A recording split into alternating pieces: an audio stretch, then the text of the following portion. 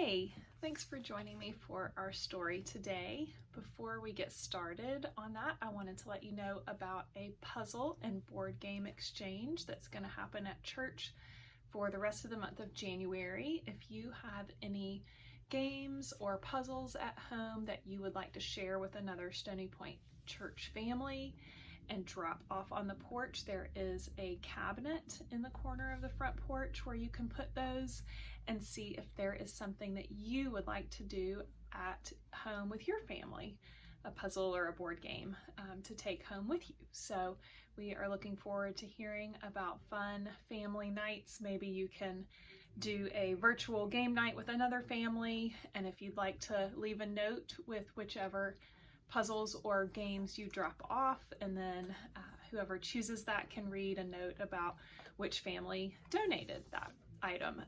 That would be fun. So look for more information on that either on the website or in Praise and Prayer this week. So we hope that you are able to participate in that with us. All right, so our story today from our Gospel Story Bible is from the book of Daniel. So we are moving on to a new book of the Old Testament, and our story is Nebuchadnezzar's Dream. This is story number 72 from the first two chapters of Daniel. When King Nebuchadnezzar conquered Jerusalem, he captured the most talented young men and sent them off to Babylon to be educated and then put into service for the king. So last week when we finished, at the end of our story, Nebuchadnezzar had come from Babylon to Jerusalem and conquered Jerusalem and taken many of the Israelites captive and gone back to Babylon with them. Daniel, Shadrach, Meshach, and Abednego were four of the men sent off to Babylon.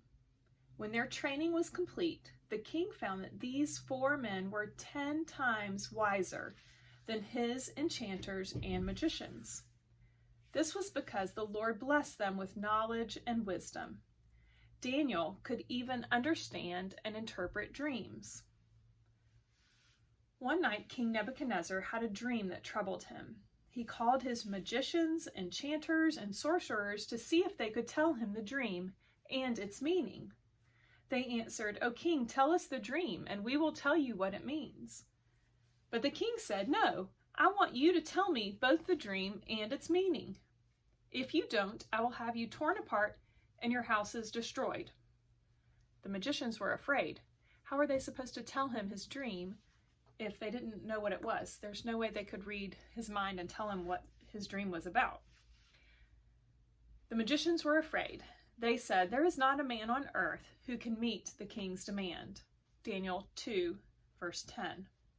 But that answer made the king so angry that he ordered all the wise men of Babylon should be killed. Now Daniel was one of those king's wise men. When he heard this bad news, he asked for a little more time to interpret the dream for the king.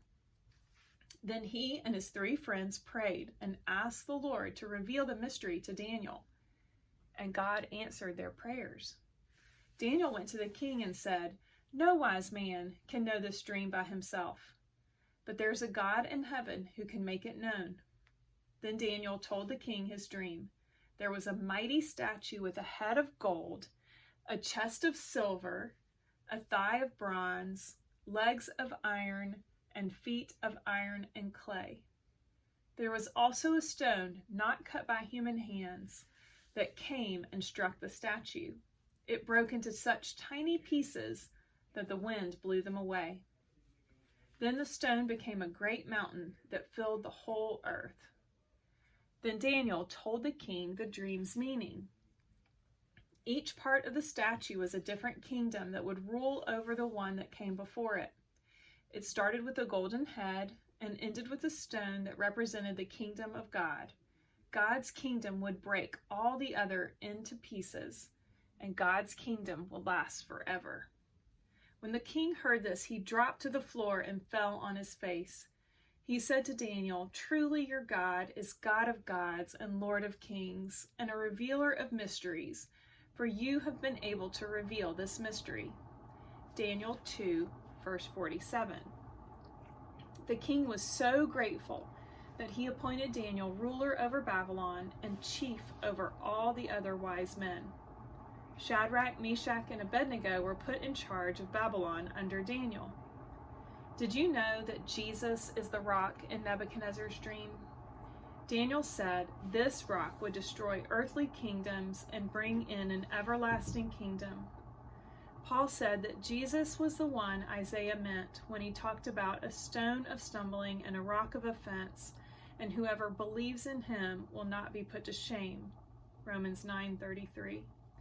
Jesus is the King of kings and Lord of lords. His everlasting kingdom crushes the sinful kingdoms of the world, but reaches out with salvation to all who put their trust in him. Describe